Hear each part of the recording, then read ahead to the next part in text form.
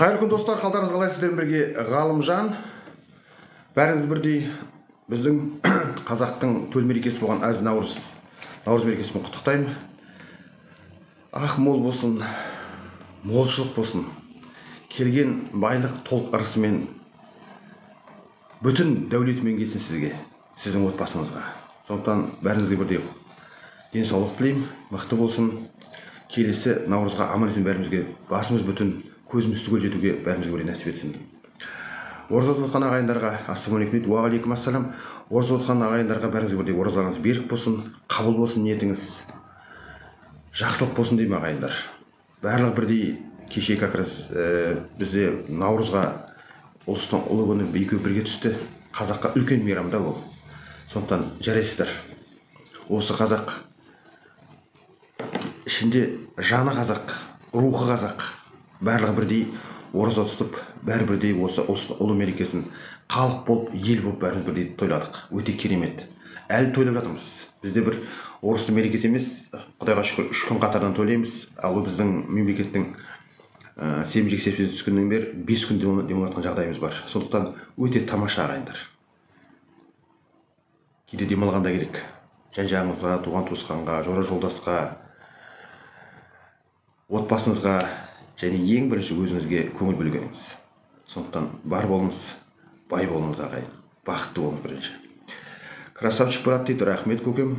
Ғалымжан мырза, қайырлы күн. Қайырлы күн. Гаухар ханым, қалай жағдайыңыз, амансыз ба? Так, сонымен біздің тақырыбымыз бүгін қаржылық сауаттылық. Мен как раз осы ауызашарға барамын, сіздер өзіңіздердің сияқты. Сосын кеше жаңағы өзіміздің наурыз мерекесінде тойлап жатырмыз отбасымызбен мысалы. Сонда жан-жақтан келіп жатыр ғой. Сонда әркім әртүрлі өз шаруасын айтып жатыр мысалы. Сонда мен бір түсінгенімді айтайын, мен ішінде үндемей отырып тыңдадым біраз, жұрттың бәрі қайсысы қалай болып жатыр мысалы. Енді менің қазір айтып жатқаным қаржылық сауаттылық қой, мысалы сіздерге айтқан сияқты отбасыма да айтамын мысалы. Енді бірақ мен туған өзімнің бауырларым, шешемнен басқа, оның сыртында басқа туған туысқандарым бар ғой, который біз анда-санда осы тек қана осындай бір мерекеде жиналамыз, бәріңіз де солай шығар мысалы. Айтқаныңыз келсін аға, оразаңыз қабыл болсын, аумин қабыл етсін.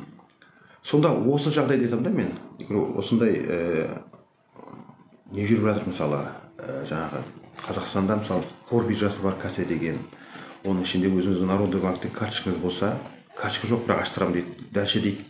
Дальше сол жерде как раз инвест деген разделді ашасыз да, өстіп ала қоясыз. Өзіміздің көріп жүрген Каспий банктың, Народный банктың, Центр кредит, Казмунайгаз, Кейсел компаниялар білесің ғой сен десем, я білемін. Сонда алған кезде сразу бола ма дейді. Мен түсінемін ағайындар. Бәріміз бірдей бүгін бай болуымыз керек ше. Ол өте тамаша нәрсе. Бірақ байлық деген ол сізге бірінші тәуекеліңізге, одан кейін сабырыңызға келетін нәрсе. Алла осы екеуін таңдаған құлды, осыны ұстаған құлына міндетті түрде байлық береді. Өлшенбес байлық береді да. Бірақ біздің ішімізде сабырсызбыз да, шыдамсызбыз. Өзімнің жаңағы бауырым, мен немере ағайым болады мысалы. Осы жерде өздеріңіз сияқты көп жігіттер істеп жатыр ғой, мысалы қыздар да істеп жатыр, такси істейді мысалы. Ақша бар, бірінші. Машина су жаңа машина. Жаңағы мысалы Яндексте болсаңыздар, мысалы ішінде VIP, именно жақсы клиенттермен жүреді, ақша жақсы тауып жатыр. Бірақ тапқан ақшасы бұйыртпайды да. Жұқпайды қазақша айтқанда. Бұл көп адамның ішінде болып жатқан жағдайда мен ағайындар бір ситуацияны талдап айтып жатырмын сіздерге. Егер дұрыс айтпасам, қате айтсам кешіріңіздер мені. Бірақ мен өзімнің жағдайымда басымда болып жатқан жағдайымды айтып жатырмын мысалы. Кеше как раз ауыз аштық мысалы, бәріміз Құран оқыттық, әке шешемізге мысалы, аталарымыз бар, бәріміз қазақпыз ғой. Дастарханда міндетті түрде жаңағы наурызға міндетті түрде үйде үлкеніміз не айтады, мысалы бір жақсы тілек айтады. Аумин деп бата қылдық мысалы. Одан кейін міндетті түрде ішімізде бір Құран оқиды, мысалы сол Құранды аумин деп қабыл етеміз. Бірақ содан кейін шыққаннан кейін келесі шайға отырғанша мысалы бізде сыртқа шығамыз ғой жігіттер мысалы. Қыздар өзінше дастархан жаңағы көктен қарай кетеді мысалы. Сонда осы жағдай болып жатыр да бәрінде бірдей.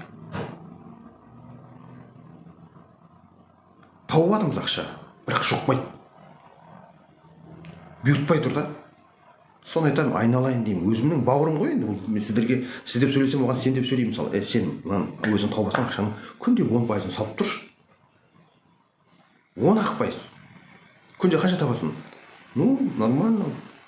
Минимум 15, 20 мың, 25 мың табамын екен дұрет. Соның 1,5 мың теңгесін салшы сен. Народный банкты әрі бері өтіп жатсың, қалада мысалы, левый әрі бері жүресің мысалы.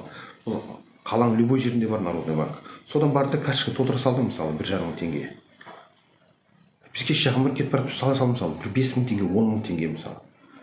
2 күнде жинасаң да жаман емес. Я оны не істеймін дағы дейді. Соған акцияны аласың как раз.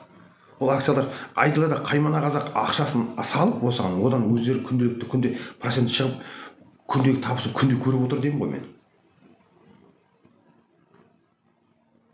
Енді қараңызшы ағайын, соған сенбейді.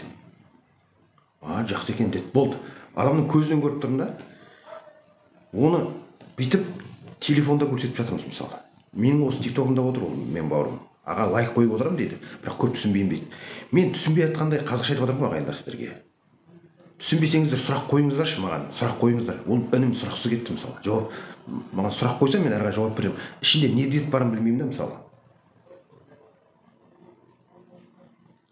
Енді біз сізге бір кішкентай ғана мысалын айтайын.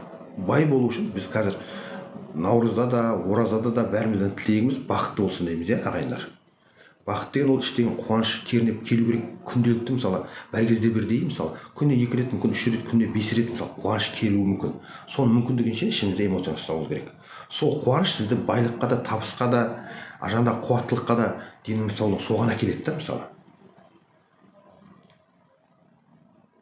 Енді сол байлық деп айтатын болсақ, сол байлықтың өзі жаңа мен сізге айтып кеттім. Бірінші сабырға, екінші міндетті тәуекелге. Осы екеуіне келеді да. Енді реально өмірдегі нәрсені айтып отырмын сіздерге. Любой инвестор, кешіріңіз, любой миллионер, любой миллиардер, бай жігіт міндетті түрде, бай қыз мысалы міндетті түрде не істейді?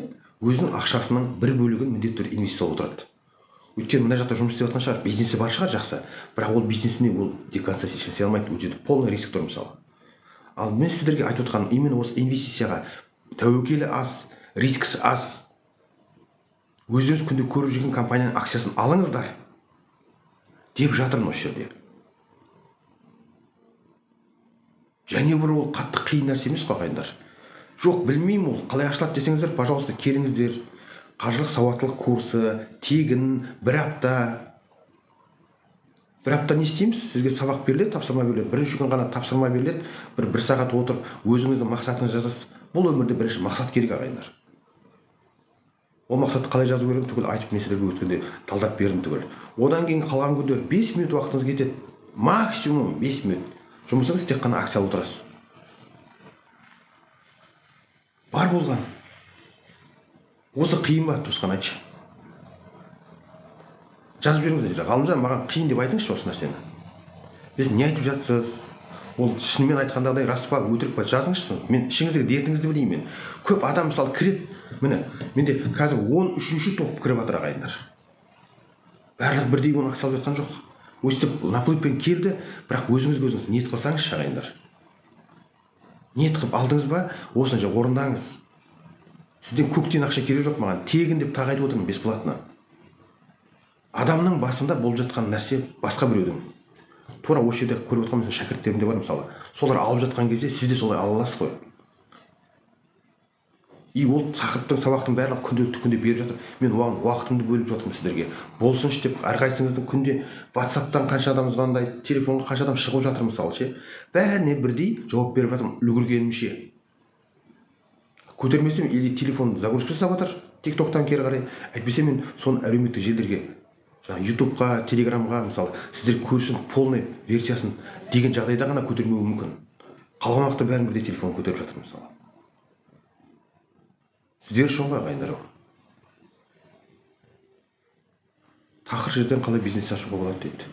Тамаша айттыңыз сіз, тамаша айттыңыз. Мынадан бастаймыз. Бірінші, сіз бұл дүниеге тақыр кедей болу үшін келген жоқсыз. Алла тағалам сізді осы өмірге бір күн жіберді, осы жерге.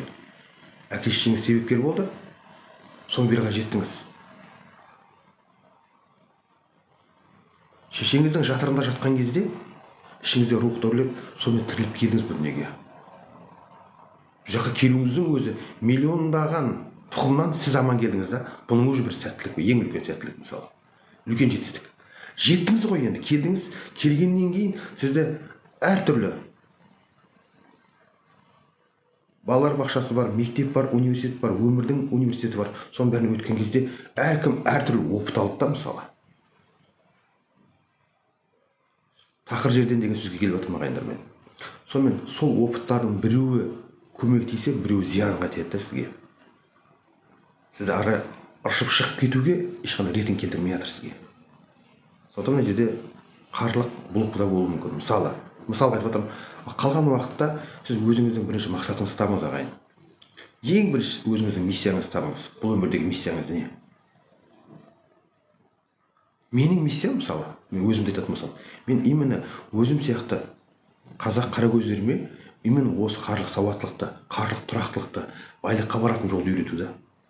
Бірақ оны сіз өзіңізден бастауыңыз керек. Жауапкершілігін мойныңызға алдыңыз ба? Бұл айтқан сөз жай сөз емес ағайындар. Именно жаңа туысқан саған айтып жатырмын мен рас. Осы тақыр кедей деген нәрсе. Сөйтіп бастаған кезде ең бірінші инвестициядан бастаңыз.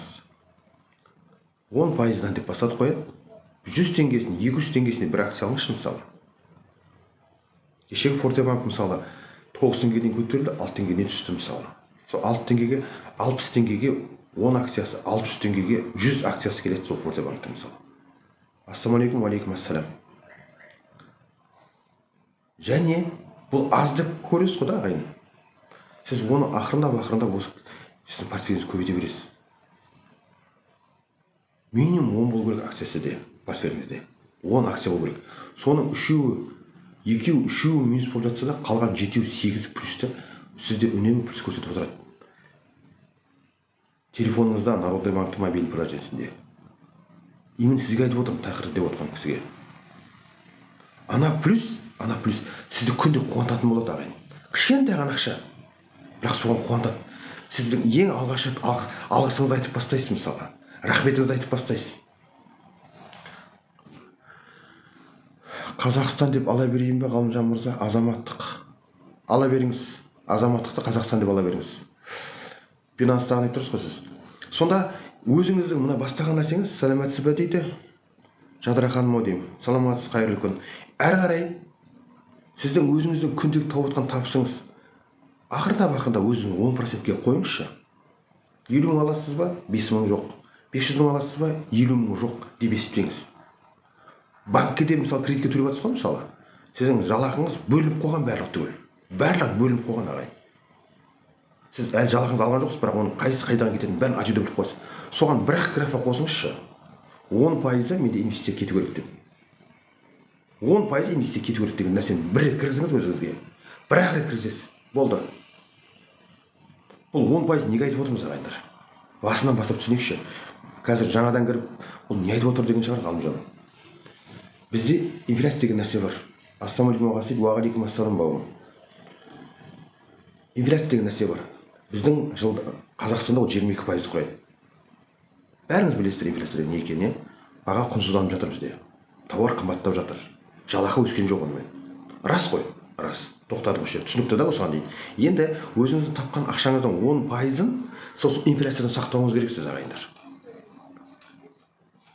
Бұл сіздің жинағыңыз, бұл сіздің инвестицияңыз.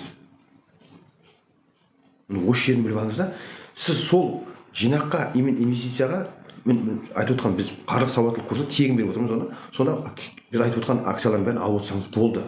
Бұл бір жағы сізді осы инфляциядан 22%-нан инфляциядан қорғайды, бірінші. Екінші, сол акцияның құны өседі ғой. Сіздің пайдаңыз. Ақшаңызды бір сақтап қалдыңыз. Үшінші, оның құны өседі акцияның. Бұл жерден екінші плюс таптыңыз. Үшінші, осы акция жылына бір рет дивиденд береді. Ең төмені, ең азы осыдан бастаңызшы тосқын. Сізге айтып отырмын ағайын. Ол тақыр деп айтқан бауырымның ар жағында қанша қазақ тұр да, безвыходный положениеден келіп отыр біздің жағдайға. Орысша айтайыншы осында. Әбден тығырыққа тірелді жағдай. Мейрам жақсы, ораза жақсы, бәрі дұрыс, бірақ мен өзім жеке өмірімде мен ойлаған нәрсе болып жатқан жоқ қой. Деген бәрін ішіңізде жеп жатқан жағдай бар да. Ішіңізде жеп жатқан жағдай бар. Мына біздің ішімізге Алла тағалам дәнін бе салғанда бостандықтың дәні. Ол бостандық, бұл ең бірінші азат елміз біз, егемен елміз. Одан кейін әркім өзінің қаржылық егемендігі бар, қаржылық бостандығы бар. Соған біз жете алмай жатырмыз да біз туысқан.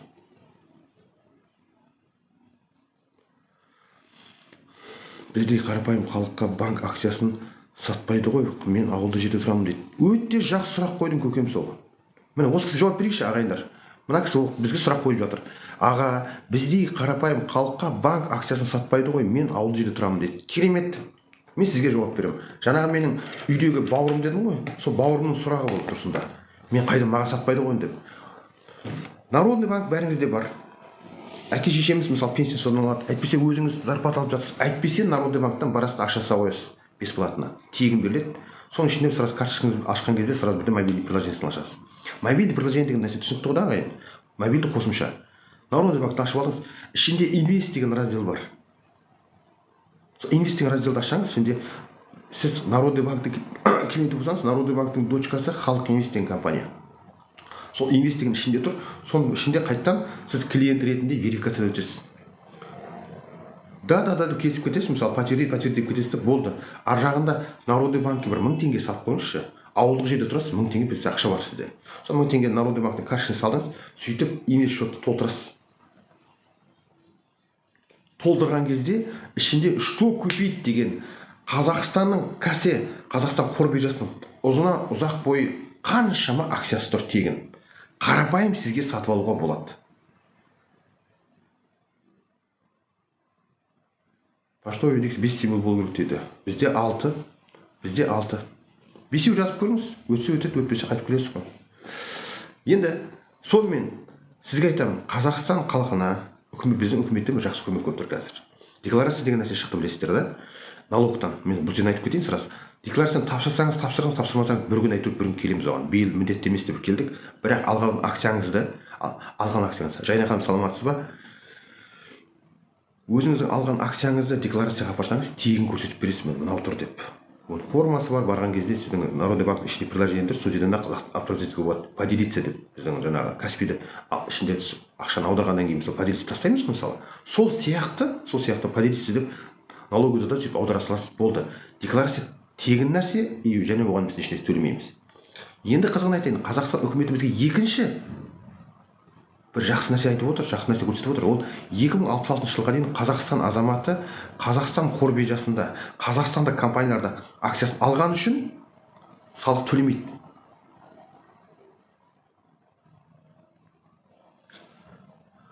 Менің жаңа туысқан екінші сұрақ қойып отыр маған. Бұған дейін түсінікті ғой да туысқан, мен ол кісіні оқып жүрейін, одан кейін жауап берейін. Мен халық банкте жасадым, бірақ процент аз, айында 12%. 12% емес, 13.4 қазір. 13.4. Мен сізге осыңызға жауап берейін енді. Народный банктың годовой эффективный ставкасы жылдық мөлшерлемесі 13.4, Каспийбанкте 15. Бір жылға миллион салсаңыз, мысалы миллион салсаңыз, 120 мың теңге ақша, 150 мың теңге ақша береді сізге. Енді, хорошо 12 болсын. Енді ар жағында айтайын. Осыған былай да жағдай. Сіз былтырғы 23 жылдың жылдық қорытындысын қарайтын болсақ, сол Народный банк өзінің акциясы 30%-ға қымбаттаған. 30% табыспен шықты. Акциясы Народный банктың. Енді банк Центр кредит, ол былтырғы 23 жыл 47%-бен аяқтаған. Ал сол Каспий банк 52%-бен табыспен тамамдады мысалы 23 жылда. Енді сізге мен салыстырма ретінде айтайын. Сол Каспий банкке депозит салатын болсаңыз миллион теңге, 12 айдан кейін сізге 15% болатын болса, годовой эффективный ставка сізге 150 мың теңге береді 12 айға. Дұрыс естіп жатырмын мен? 15%-ыңыз 150 мың теңге. Ал енді сіз Каспий банктың 23 жылдың басынан бастап алатын болсаңыз, январ айында мысалы, не істейсіз? Именно сізге акцияңыз 52%-ға қымбаттады, миллионның үстіне 520 мың теңге табыс түсті. Дивидендін санамағанда.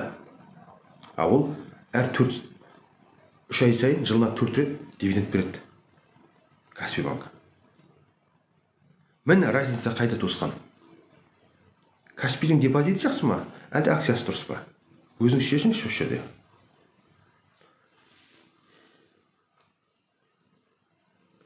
Ауылда бизнес ашамын деп армандаймын, бірақ овощной продуктовый магазин көп дейді. Жақсы, онда басқа бизнес ашыңыз. Көп қой бизнестің түрі. Және ауылдық жерде тұрмын деген бұл бір сіздің территорияда тұрған жердегі сіздің кемшілігіңіз емес. Ешқандай қиындығы жоқ оның. Онлайн жасаңыз. Мен де сөйлесіп отырсыз ғой, мысалы мен сияқты. Тиктокта жасаңыз. Жайна ханым сұрақ қойып, сонда ай сайын сатып алып тұру керек па дейді. Сіздің табысты болуыңыз үшін сізден үнемі постоянно действие керек. Сондықтан өзіңіздің айлық табысыңыз, зейнетақы, кез келген табыстың 10%-ын салып отырасыз, 10%-ын салып отырасыз. Үнемі. Осыған әдеттеріңіз, дағдыланыңыз. Жайна ханым, сіз біздің шәкіртімсіз ғой. Осымен айтып жатырмын, тағы да айтамын. 10%-ға үйреніңіз. Біздің ең бірінші главный нәрсеміз осы жерде сауаттылықтың жағдайы. Оның табыстылығы емес, сіздің бойыңызды сол дағдыны, сол привычканы үйрету. Каспий акциясын доллармен алған тиімді ме, жоқ теңгемен ба? Екеуі де бірдей жақсы кетіп жатыр. Қазір 51 мыңға шықты кеше. Қазақстанның теңгесімен доллармен де жақсы көтеріліп жатыр. Мен өзім сабағымда доллармен алыңыздар деп жатырмын. Өйткені доллармен түседі дивидендте. Жақсы қозғалып жатыр. Енді сізге бір нәрсесін айтып кетейін. Жанна ханым, мысалы мынандай жағдай бар. Біз Қазақстанда, Қазақстан халқы тұрып жатыр да, мысалы. Сізбен біз енді біліп жатырмыз. Білмеген кісі бар жаңағы сияқты, мысалы. Ол кассе деген не, Қазақстан қор биржасы деген не, оның ішінде акция бізге сата ма деп жүрген кісілер бар, мысалы. Қазір естіп жатыр. Болады екен деген ішіне кетті да қазір. Сол сияқты адам теңгемен алады Қазақстан ішінде. Түсіндіре алдым ба сізге осы жерін? Теңгемен алады. Қазақстанда 20 миллион халық бар, 2 миллионы білет, соның 200 мың ғана алды дейікші. 1%. Ал бұл Каспий банк именно лондонский фонды биржада и Насдакта американский фонды биржада тіркелген да, кешегі январ айында, қаңтар айында тіркелді мысалы. Енді дүние жүзінде біздің қазақтардан басқа қанша ұлт өмір сүріп жатыр мысалы. Қанша мемлекет бар. Солардың барлығы бірдей Каспийді жақсы көтеріп отырғанын көрсе, олар алып бастайды да долларға. Ол 200 мыңнан көп. Сонда Қазақстан ішіндегі теңгенің көтерілген, ол сатып алғаннан кейін көтеріледі ғой, дұрыс па? Қанша адам сатып алады, соншалықты көтеріліп жатыр. Сондықтан теңгемен алған дұрыс па, доллармен алған дұрыс па, мен сізге жауап бердім қазір. Так, сонда пополнение жасап, акция сатып алып отыру керек па? Я, мен 1000 теңгеге салдым, бірақ акция алмадым дейді. Акция қазір ала алмайсыз, Жайна ханым, өйткені біздің Қазақстанда Наурыз мерекесіне қатысты, тем более суббота, воскресенье бізде қазір алдымызда. Соның барлығы бірдей не? Акция рынок жұмыс жасамайды. Сейсенбіден бастап барлығымыз бірдей, біздің барлық топқа айтып отырмын қазір. Барлық топқа айтып отырмын. Соның барлығы бірдей не істейді? Осы акциялар алып бастайтын болады. 13-ші топқа мысалы бірінші күн оларға тек қаржылық мақсатты қою керек деген теориялық сабағы беріледі мысалы. Сондықтан пополнение жасап қойсаңыз тұра берсін. Ассалаумағалейкум, уалейкум ассалам. Отарымызда қалай жағдайыңыз, амансыз ба? 13-ші топқа сол именно қаржылық мақсатты біз сол күні сейсенбі күні береміз таңертең. Онға дейін ар жағында уже сәрсенбіден бастап ол кісілер практика сабақ өтеді. Так, Жайна ханымда, Жанна ханым Народный банктың 100 штук акциясын алдым. Жарайсыз. Тамаша. Мені туысқан. Жаңа менің ауылда тұрмын, магазиндар ашатын деген кісіге мені пример, мен айтқан жоқпын, өзі істеп отырмыз. Сіз жазбатсыз, акция алдым деп отырмай, параллельно жұмыс жасау керек деп ойлаймын. Дұрыс ойлайсыз, өте дұрыс ойлайсыз. Мен сіздің жоғарыдағы кісі Народный банк 100 штугын алды. Параллельно жұмыс істеу үшін сіз бірінші өзіңіздің миссияңызды таңдап алыңызшы ағайын. Сізге не қажет? Өз мақсатыңызды қойыңыз. Ал бұл инвестиция, өзіңіздің тапқан табысыңыз 10% ғана ғой, 10% ғана сіздің неприкосновенный запас, сіздің қазынаңыз ол. Ақырын 5-10 жылға кету керек. Бүгін алып ертең сататын нәрсе емес бұл деген. Кресл бүріштік, өте тамаша. Кресл біздің қазақ телеком өтіп жатыр, жартысы арабтарда қалды ғой қазір. Сондықтан олардың бағасы көтеріліп жатқан жағдай сол. Қабылдарыңыз болсын. Сондықтан бұл акцияны, инвестицияны алу керек, туысқандар. Бәріңіз бірдей менің туысқанымсыз. Бір қанбыз бәріміз. Туыс деп жатқан содан шыққан сөз. Бір әке бір шешеден, бір атадан туу міндет емес. Бір қазақпыз да біз. Біз бір-бірімізге өйстіп білгенімізді бөлісуіміз керек. Ана шырылдап өзімнің бауырым айтып жатыр, мен басқа не істеуге болады деп, мысалы ше. Астында мына жердегі Жайна ханым айтып жатыр, мен осындай акциясын алдым деп. Біріңізге біріңіз бөлісіңіздер осылай. Осы мен ғана білейін, мен ғана бай болайын болмайды жағдай. Так, Фортебанк арзан еді, қазір қымбаттап жатыр. Алуға стоит па дейді. Наоборот, қымбаттап барып 5 теңге бір нәрсе, 6 теңге, 6 бір нәрсе, 7, 8 болып барып, 9-ға барып тұрып қайта түсті 6-ға. Қайта түсіп тұрған кезінде алу керек оны. Түскен кезінде, арзан кезінде алу керек. Көп емес. 100 акциясын алыңыз, 200 акциясын алыңыз. 6 теңгеден 600 теңгеге 100 келеді мысалы. 600 теңге көп ақша емес па? Бірақ банктың акциялары үнемі өсіп отырады. Ақырында бірақ өседі. Мен жаңағы туысқанға айтып отырмын, мысалы, осы нәрсені өзіңіз қаржылық сауаттылық курсына келем деген кісілерге айтып қояйын.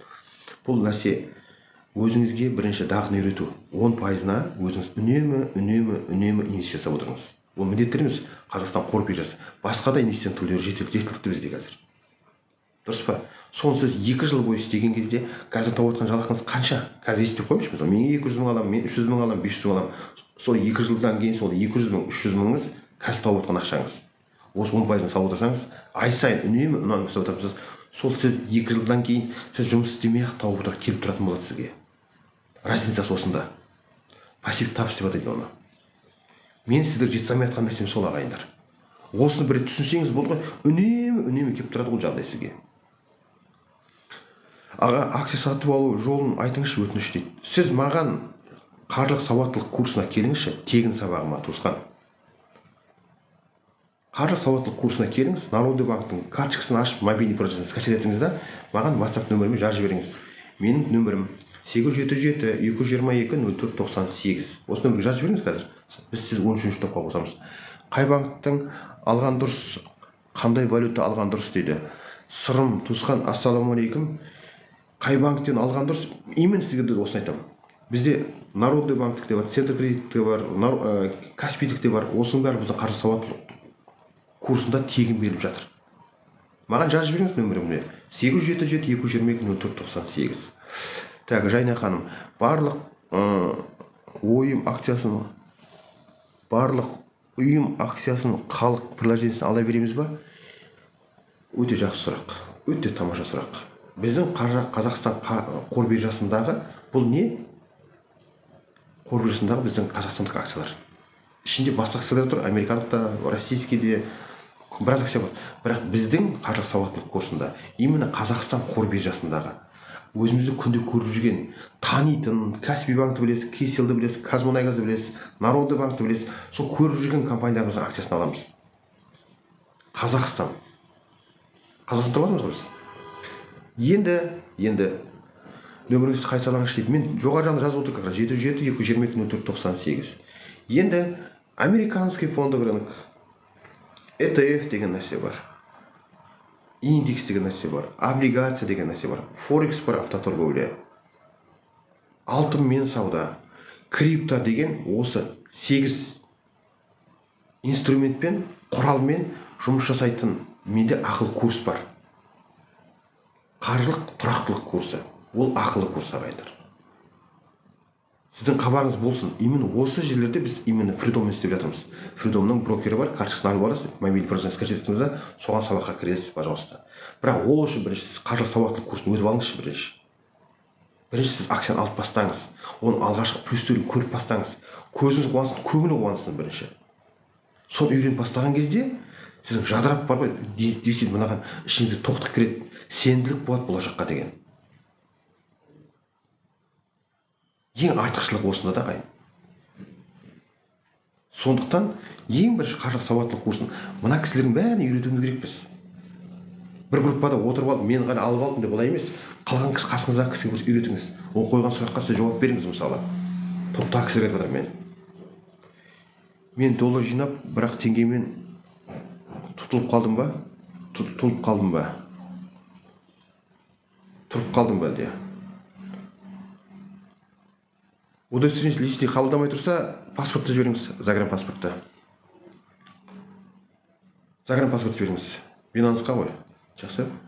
Ұтылып қалдым дейді. Сондықтан сізге айтып отырмын, туысқан. Ол доллар жинау, паспорт жоқ қой дейді. Онда удостоверение қайтадан түсіріп жіберіңіз. Шеттері төрт бұрышынан көріну керек. Сөйтіп барып түсіріп сол кезде шет дұрыс көрінбесе, олар жібермейді оны. И ярко түсу керек. Анық болып тұру керек ол деген. Доллардан басқа акцияны айтып отыр ғой ағайындар. Ең консервативный. Бұл консервативный деген сөз тәуекелі аз, рискісі аз да, өзіміздің күнде көріп отырған қазақстандық компаниялар. Соны өзіміз көріп отырмыз. Народный банк өсіп жатыр. Форте банк өткенде жақсы стрелнут конкретно. Кесел ақырын көтеріп жатыр. Каспийде солай мысалы. Қалай теңгесі солай доллардағы акциясы жақсы өсіп жатыр мысалы. Сондықтан инвестиция басқа түрінде көріңіз деп отырмын сізге, туысқан. Жақсы ма? Ол үшін сабаққа келіңіз. Тегін сабақ қой. Өзіңіз сияқты қазақтар өшмен, оны жазып отқан, паспорт жоқ қой деп отқан кісі, біздің қазағымыз осы нәрсені үйреніп сабақтап отырған кісі сұрақ қойып отқан.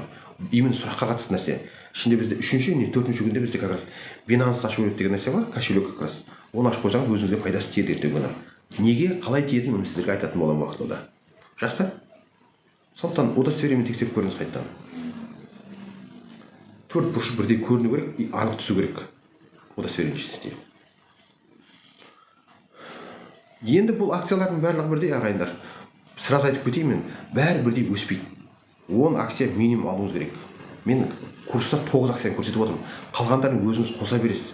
Бір ай мысалы қарап отырсаңыз акцияға, өзіңіздің жаңағы избранный деген болады ішінде. Біз таңдаулы дейміз орысша, қазақша. Сол избранныйға қойып қойсаңыз, бір 10 шақты акцияны, әйтпесе 20 акцияны қойып қойыңыз, таңдап сөйлеп қойып қойсаңыз, ар жақтан іздеп жатпайсыз да, сол жерден сразу көре қоясыз. Сол көрген кезде не істейді мысалы?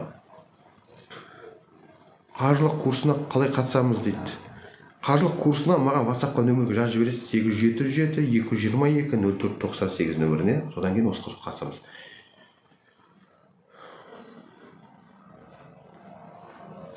Ұмытып қалдым сөзіңізше. Міне жазып жатыр как раз 22.95-тен келді, міне 0.23-тен келді. 51.12-ден бар. Көрдім, WhatsApp-та көріп отыр маған. Рахмет. Тікелей эфирден кейін жазып беремін сізге. Группаға қосатын боламын құдай қаласа. Соның мысалы 9 болып тұр ма, соны 10-15 қылып көтересіз. Портфель кеңейтесіз. Соны 2-3 минус болуы мүмкін сол күні, әйтпесе сол апта ағайындар. Ол постоянно өсе береді деген заң жоқ. Тем более неде жаңағыдай қаржы инвестицияда сізге полный гарантия ешкім бермейді. Ешкім бермейді. Мен бермеймін, менен басқа ешкім бермейді оған сізге. Бір Алла ғана оған ше гарантия береді. Басқа ешкім бере алмайды. Соның қалған 10-ның мысалы біреу-екеу минус болса, 7-8 плюс болады, сізді общий портфелін сондықтан плюс көрсетеді. Соны 5-10 жылға бірақ жібересіз. Жақсы? Кез келген халық банкте сатама акциясын енді осыны алып барып сұрап білгенше асығам дейді. Акцияны сатпайды. Акцияны сіз өзіңіздің Народный банктың карточасын ашып алып, ішіне мобильный приложениесін скачать алдыңыз ба, жүктеп алсаңыз, өзіңіз үйге келіп, жылы жерде сағат 11:30-нан жұмыс күндері, дүйсенбі, сейсенбі, сәрсенбі, бейсенбі, жұма күндері түскі сағат 11-де, 11:30-нан кеш сағат 5-ге дейін ғана істейді бұл фондовый рынок. Сол үйде отырып, асықпай отырып, сол айтып тұрған акциялар алып отырасыз. Бар болған сол. $1000 салып, 10 күн сайын 20% табатын бот бар ма? Дәурен бауырым, ондай жоқ. 10 күн сайын 20% болса, бұл уже сомнение кетеді менде. Айына 10-15%-мен табыс табатын роботтар бар. Форекс жұмыс жасайды олар. Форекс жұмыс жасайды. Ол туралы мен кеш сағат 9-да айтып жүрмін. Тура осы құт қазына болса, осы логин қазір кіріп отқан жеріңіз. Кешке жақын Ғалымжан инвест деген менің кешкі тікелей эфирім, сол жерде мен осы туралы ашық айтатын боламын. Ұзынан ұзақ ойсыз. Асықпай сіздің сұрақтарыңызға жауап беремін сол жерде. Егер қызықтырып жатса, күніне 15-20 сделка ашып, күніне 15-20 сделканы жабады сіздің қатысуыңызсыз. Толық автоматтандырылған режимде. 10 күнде 20% деген уже пахнет прямо. Прям дурно пахнет мошенничеством. Оның бәрін өтіп кеткенбіз ағайын. Ақшаны салып, әбден күйіп пісіп, басқа тегеннен кейін барып қана уже спокойно 10-15%-іңіз стабильный кеп тұратын жағдай долларда өте тамаша. Ал менің қазір айтып тұрған именно осы тақырыпта өзіміздің қара көздерге қазір осы отырған осы жерде отырған кісілерге мен қаржы сауаттылық курсында сіз алғашқы акцияларыңызды алып бастайсыздар. Және сіздің ақшаңызды ең бірінші инфляциядан сақтаймыз. Бір. Екінші, оның акцияның құны өседі. Екі. Үшінші, бұл компаниялар жылына бір рет сізге дивиденд береді. Үш жерде отырып тұрсыз ғой. Тамаша емес па? Сіздің 10%-іңіз ақырындап көбейе береді. Күн өткен сайын күн өтіп жатыр мысалы. Кеше ғана жаңа жыл тұғын бірінші январь. Мені бүгін уже наурызға келдік. Көктем шықты уже далада. Сондықтан ол да ақырындап өсе береді. Тағы да айтамын ағайындар. Сізге неше түрлі нәрсе келеді. Каспи профит деп мысалы неден шығып жатыр. Мошенниктер мысалы. Әйтпесе құдайдың құтты күні ақшаны осынша салсаң, осынша табасың деп сіздер ақшаны салып жеп жатқан кісілер бар. Мына телефонға кім не жазбай жатыр маған? Соның бәрінде бірдей біздің ағайындар ақшаны тез табам, тез болады деген жағдайдың ішіндегі ашкөздік жады сол жатқанда. Сол тұрғанда ол міндетті түрде ондай мошенниктер өмір сүреді бізде. Біздің қоғамда, біздің заманда. Сондықтан болатын нәрсе ақырын болады ағайындар. Бәрі болады, тек сабыр ету керек та. Бәрі болады. Ақырындап акцияны алдыңыз бүгін. Кейін келесі инструмент көшесіз. Одан басқа инструментке бұл ақшалардың бәрін сіздің жаңа процентті 20% деп айтамыз мысалы, 10 күнде деп айтамын. Одан емес, сіздің диверсификациямен әртараптандырғаныңыздан көбірек шығады да ақша. Өйткені бәрі бірдей өспейді, тағы да айтамын сізге. 10-ның 7-8 плюс көрсеткендіктен сол ақырындап келеді да. Ал қаржылық тұрақтылық курсында мен осындай 7 инструмент тағы дайындап отырмын мен. Дивиденд берген кезде ол портфельге келіп түседі ме дейді. Дұрыс айтасыз, портфельге емес, өзіңіздің карточкаңызға түседі. Народный банкке. Народный банктікі болса, Каспи банктікі Каспиге түседі мысалы. Қазір алаяқтар көп. Мен айтып отырмын ғой соны. Сондықтан біреуге ақша жіберіп қажет жоқ туысқандар. Біреуге ақша жіберіп қажет жоқ. Жіберіп алып $100, $500 кетіп, ол кері қайтып жатқан жағдай бар. 4172 сізді қабылдадым, көріп отырмын сізді. Жазып алдым как раз. Тікелей эфирден қосатын боламыз. Сондықтан өзіңіздің үйіңізде ол ақшаны өзіңізге төлесеңізші бірінші.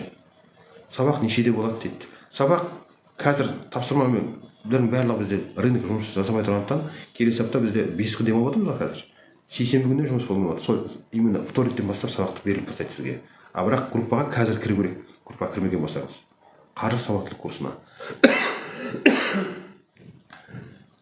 Конкуренцияны қалай жеңуге болады дейді. Жақсы сұрақ қойып жатсыз. Конкуренция жеңу үшін сіз өзіңізде бір оригинал идеямен кіруіңіз керек та. Ешкімде жоқ нәрсемен.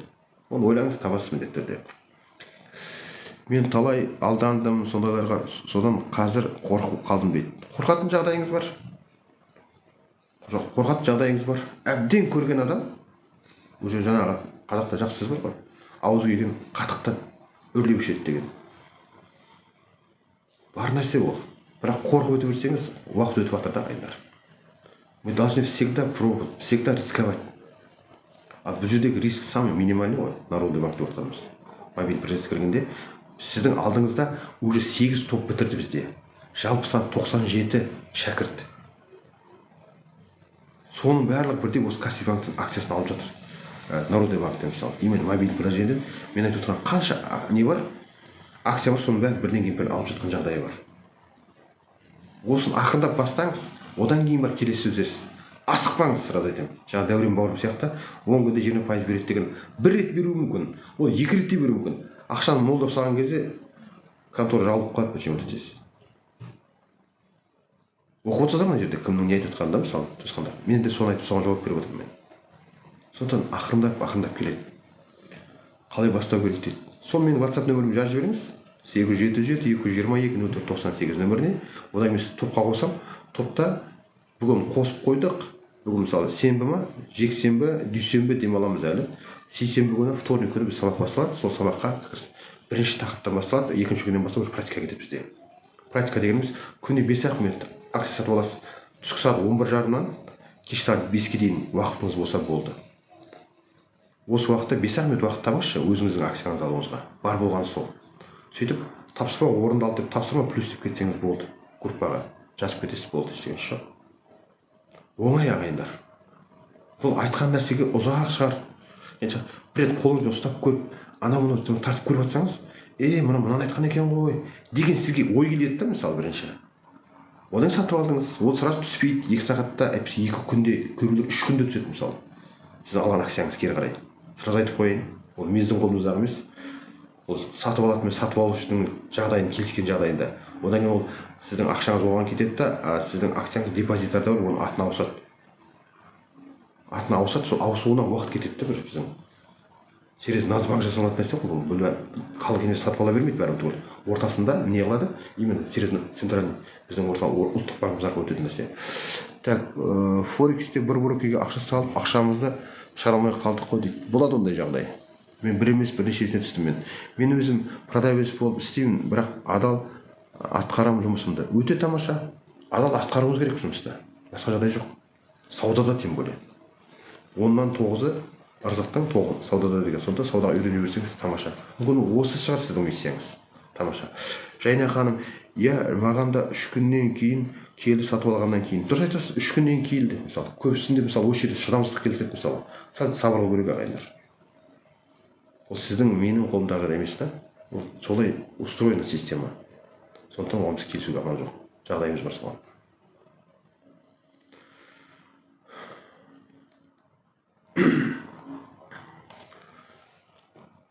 Сондықтан өзімді тақыр жерден қалай бизнес ашуға болады деп ойлаймын. Так, мен мына кісіге телефон нөмірін жазып жіберейін. 8 707 222 04 98 менің WhatsApp нөмірім. Осыған звондап жазып жіберіңіз. Саламатсыз ба Ғалымжан мырза, акция алу үшін көп ақша керек па? 1000 теңгеден минимум бастаңызшы. 1000 теңгеден минимум бастаңызшы. 1000 теңгеге 217 теңгеден болса, қазір 4 акциясын аласыз Народный банктың. Одан кейін банк энергетика 1300-1400 осы коридорда тұр қазір. Кассибанкты қымбаттау. 50 мың еді кешегі аптада. 51 мыңға шықты қазір. Теңге. $10 ақысы бар еще. Қазмұнайгаз бар, Кисел бар. Осылардың бәрін акциясы ақша тұрады мысалы. Қара сауаттылық курсына келіп, алғашқы акцияны топыратып алмай, біртіндеп алыңыз да. Біртіндеп алыңыз. Одан кейін жетіп келген кезде, уже общий сіздің корзинаңыз, портфеліңіз көбейген кезде, сіз ай сайын уже қоса беретін боласыз да оны. Оның тәуекелі аз. Мизерный ғой, риск деген жерде. Бұл тем более самый ликвидный товар. Біздің айтып отқан акциямыз. Любой момент қалай сатып алсаңыз, тура солай сатасыз. 3 күнде келді ма, 3 күнде сатасыз мысалы. Сіз мысалы ақшам тұра берсін, сақталсын деп, осы үйді, әйтпесе машинаны аласыз, ол жерде ондай 3 күнде өтпейді ғой сіз айтқан затыңыз. Осы акция енді маған ұйқы бермейді ғой дейді. Дұрыс айтасың. Оның ішіне ақша түсіп бастағанда ұйқы бермеген сол кезде болады. Сіз алған жоқсыз әлі. Алып бастаған кезде көп адам содан қуаныш болады да, действительно керемет болады. Келесі апта Каспийдің 2-3 штук акциясын алсам деп отырмын. Құдай қаласа, иншаллах нәсіп етсін. Алып қалыңыз, өте тамаша. Жақсы кетіп жатқан жағдай бар. Өйткені Каспий банк біздің біріншіден дивидендті қызықтыратын болса, кешегі 23-тің 56-77 қабылданды. Саламатсыз ба деп мысалы. Кешегі 23 жылдың 4-ші тоқсан 850 теңге дивиденд төледі мысалы. Ал осы қазір март бітеді, январь, февраль, март, осы алғашқы 24 жылдың бірінші кварталын, именно апрель айында сізге именно айтатын болады. ayar.kaspi.kz сайтында, бұл Каспийдің өзінің официальный сайты, ағылшын тілінде, бірақ соның ішінде финансы информация деген бар. 50-43 ассалаумағалейкум деп келді, уалейкум ассалам, көрдім WhatsApp'та. Именно осы ағылшын тілінде содан жазылып кетеді. Совет правление қалай шешеді, оны қанша болу керек деп, солай келеді сізге. Болды, сөйтіп ашық түсіп тұратын болады, ол проблема жоқ. Жылына 4 рет алып тұрасыз, тамаша ғой. Каспийдік сондай бізде. Ешқандай мемлекетте жоқ нәрсе біздің қасымыздағы. Қырғызда жоқ, Өзбекстанда жоқ, Тәжікстан, Әзербайжанда жоқ. И бізде именно фондовый рынокта өте жақсы дамып жатыр қазір. Сіз жайдан жай келіп отырған жоқсыз маған мысалы. Өйткені жай жақтан жұрттан бәрі акция алып бастады. Және бізде бір емес 2 биржа бар. Қазақстан қор биржасы, кассе, және международный финансовый центр Астана деген. Біздің Астана тұр как раз. AX деп. Бізге Лейбергте сізді білетін шар бар емес па? Қонақ келген сол жерге барады бәрімізде. Соның ішінде тұр как раз. AX деген. 2 фонды биржамыз бар біздің. 3 брокеріміз бар. Қазір 5 болды. Мен таңдап отқан Народный банктан Халық инвесті, Жусан банктың Жусан инвесті, Фридом банктың Фридом инвесті. Міне Тимур Толоп деген жігіт финансист деген журнал шығарып отыр. 8 жыл болды уже. И күшті портфельдер тамаша. Бұны серьезно жасап, өзіңіз саудагерсіз ба, мұғалімсіз ба, ешкімнің ешқандай ақысы жоқ қой. Сіз өзіңіздің акцияңызды өзіңіз алып отырсыз. Үкіметке жаңағыдай госслужба ретінде қорқат ештеңесі жоқ. Акцияңыз тұра береді, болды. Тимурды сатпайсыз, ол табыс салығы деген нәрсе жоқ бізде. 2066 жылға дейін Қазақстан азаматы Қазақстан қор биржасына салған инвестициясы үшін салық төлемейді, ағайындар. Сол кассе мен AX-ті түсінбедім айырмашылығын. Айырмашылығы кішкентай ғана. Касседе мен сіздерге ыңғайлы болсын деп, касседе Қазақстанның қор биржасында біз именно осы касседен жасамыз, сатып аламыз. Ал қалай шетелдік акцияларға шығамыз, өзі біз AX-тен аламыз. AX-тің просто ол международный, да? Рынокта жұмыс жасайды. Сіз мысалы жаңағы Тесланы, жаңағы Кока-Коланы, Amazon.com сатып алсаңыз, сол AX-тан шығады ол деген. Сол жақтан тез шығып, тез сатылады. Сататын болып жатсаңыз. Так, гарантия бар ма аға дейді. Гарантия еш жерде жоқ, достар. Финансы, қаржы және инвестиция гарантия жоқ еш жерде. Жақсы ма? Бірінші рет жауапкершілікті өзіңіз аласыз. Мен осыны боламын деп ше. Ешкім сізге гарантия бере алмайды еш жерде. Именно осы жерде айтып отыр сізге. Нар тәуекелін бірінші қабылдайсыз, екінші сабырмен күтесіз. Сонда ғана келеді Алладан. Байлық та, дәулет те ырысы мол ше. Біз айтып отқанымыз сол қаржылық сауаттылық деп отырмыз, қаржылық тұрақтылық дейміз, қаржылық тәуелсіздік дейміз. Біздің қазақ байлық, дәулет деп екі-ақ сөзбен қысқаша айтқанда өте шебер ғой сөзге біздің қазақ. Дана халық қой. Біз жете алмай қаламыз сізге қаржылық сауаттылық. Мына осыны бастаңыздар, ақырын сөйтіп бармаған өтесіздер. Одан кейін қаржылық тұрақтылық болады, одан кейін қаржылық тәуелсіздік деп басамыз ғой. Біздің қазақ бөле саған екі-ақ сөзбен байлық және дәулет деп. Шебер біздің қазақ тілге. Өте керемет. Шешен халық қой. Үлкен сөзді қысқа сөзбен жетсе білген да, ол екінің бірінен шықпайды ол. Орыста да жоқ, ол түркте де жоқ мысалы. Так, ал енді келесі ісім акция мен болсын, ондайды мен естімеймін дейді. Міне, естіп жатсаңыз, бүгін келдіңіз сәтімен. 23 наурыз сізге ден открытие болды как раз. Үйреніп бассаңыз, ана Жайна ханым сияқты разницасын сұрап отырасыз осылай сабақта. Сабаққа кірген адам 10-ға дейін тапсырма беріледі, сағат түскі 1-де осылай біз именно біздің шәкірттермен күнде осылай. Бізде не болады? Осылай тікелей эфирде сабақ талқылаймыз. Кеше бір-ақ күн жаңа жылда бірінші, екінші январьда мен демалыс болып жасадым өзіме. Кеше 22 наурызда бір-ақ күн демалыс жасадым. Не күндізге, не кешкі тікелей эфирге шыққан жоқпын. Қалған уақытта күнде осы жердемін. Құдай қуат берсін маған. Сағат түскі 1-де осы жерден күтесіздер мені. Және кешкі сағат 9-да кешкі тікелей эфирде. Пожалуйста. Бұл уақытта любой сұрақтарыңызды қоя бересіздер. Так, бол үшін күйіп және қайта аяққа тұруға мінез керек сияқты. Мінез сізде жоқ. Мінез қазақта бар. Қайсарлық біздің қазақ қанымызда тұр ағайын. Ол сұрақ жазып отқан адамның өзі сау емес қой. Оны жазу үшін де адамның ішінде батылдық керек те мысалы. Ол қайсарлық бәріміздің ішімізде тұр. Мына жігітке айтқан екен емес, именно сізді тыңдап отқан басқа пасторған екісі, именно сізге де айтылған сөз. Қазақсыз ба тыңдап отқан? Ол қайсарлық біз ішімізде тұр да. Болсам екен деген нәрсе іштен тұр бізде. Сол тек қана менің жұмысым тек қана аша алсам да мындай. Бұлақ қып ашып, сен өзіңіз дайын болсаңыз ниетте, бері қарай ашып суын шығып кетсек, бұл кетіп атылып тоқтамайды біздің қазақ. Тоқтата алмайсың. Жарты әлемді жайлаған, жарты әлемді жаулаған қазақ қой біздің қазақ. Мына жағың Европа, мына жағың Қытай, барлық біздің астымызда. Бізге дән толып жүрген ғой, орыстардан бастап. Білесіз ғой оны сіз тарихтан. Сол слабый халықтан шықты деп ойлайсыз ба соны? Әлсіз халықтан? Біздің ата-бабамыз әр жақ дешті қыпшақтан бері қарай келе жатыр мысалы. Сонда қаншама ру, 300-ге кіргізіп көрген кезде бұлар біріксін деп жағдай жасағанда мысалы. 7 атаны ол қосқан бізде. Ешкімде жоқ нәрсе ағайындар. Рахмет подаркыңызға. Ешкімде жоқ нәрсе. Жақын тұрған өзбегімізде жоқ біздің. Оларда ұлттық дерт болып отыр қазір. Өзің немере қарындасын алып жатыр мысалы. Туған бөлесіне кетіп жатыр мысалы. Ол міндетті түрде ұрпақ бөлінеді ғой жерде. Ол жоқ та бізде. жеті атасынан өскеннен кейін бар болып жатыр. Өзінің тұқымдас келмейді бізде жағдай. Сондықтан асыл сенің қазақ, сенің асыл қаның да денің де ше. Басқа ұлт жоқ бұндай. Бір қазаққа ғана берілген да бұл нәрсе. Бұл үлкен несібе да бізге.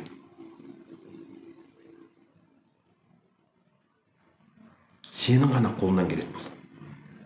Ішінде тұр бұл потенциалдың бәрі. Тек шығару керек та. Шығаруға мен шырылдап жатырмын осы жерде. Мынаны бүйтіңдер, мынаны бүйтіңдер. Естімей жатыр. Естіген адам келіп жатыр мысалы да. Бірақ аз да мен күнгі көше көп адамға көрсеткім келеді осы нәрсе. Біліңіздер, үйреніңіздер деп.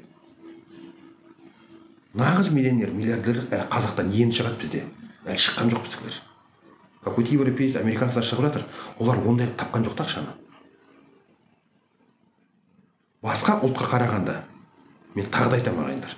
Біз Құдайды төбеден іздеп жүрген жоқпыз да біз, қазақ. Жүректе тұр да ол. Жұрттың бәрі адасып жатыр қазір. Жүректе тұр Алла деген. Осы сіз іште тыңдай білсеңіз, керейлікте, жаңа тақырға дейді болсын, ана басқа өмірдегі неше түрлі бытовой сұрақтардың бәрі осы жүректе тұр да сізге ответ. Тыңдаңызшы тек соны. Біздің қазақ жүрекпен өмір сүрген ғой, білесіздер ғой. Жүрек тыңдаған. Ана әндер, ана жырдың барлығы қайдан шықты мысалы? Шешендік сөздердің барлығы. Айтшы көкем. Ол жүрек тыңдамаса ол нәрсе шықпайды ондай. Вдохновение деген орысша жақ сөз бар.